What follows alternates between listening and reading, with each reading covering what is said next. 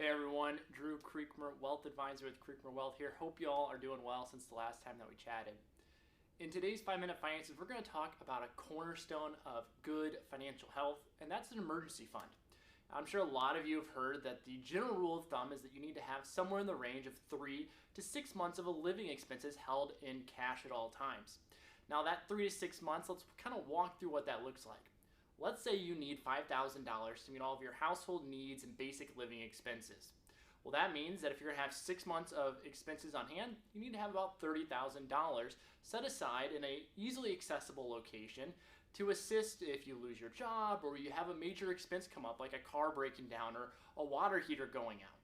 Now, that's a cornerstone of financial planning, and that's something that we have walked through with all of our clients as the baby step number 1. Now, where we're going to begin to potentially deviate from a lot of advice out there is how you are investing or setting aside those funds in your emergency fund.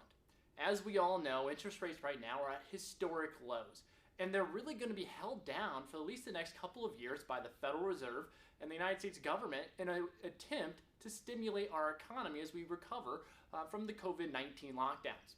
And so what that means for you is if you have $30,000 sitting in cash, you're really going to be earning maybe 0.03% interest on those dollars. You're going to be earning pennies on the dollar. And unfortunately, that means you're not even keeping pace with inflation, which is over 2% on average every single year. And so what you need to think through is, well, if this money's set aside to help me fund my life, if something were to happen to me, well, that means that I'm not even keeping pace with the cost of living increases that are happening because my money is sitting in cash right now. And so what I would advise you to consider is consider a hybrid approach. You know, you're going to want to have cash on hand.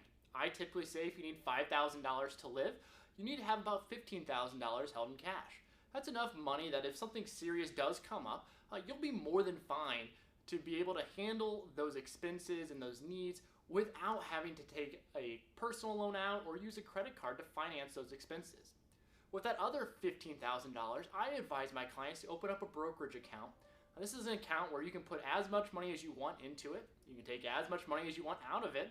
You can invest in stocks, bonds, ETFs, and mutual funds.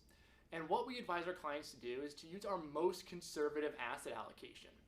This is an investment model that has very limited loss potential, but on average, it's returned about 4 to 5% a year, and it's paying dividends and interest right around 2% right now.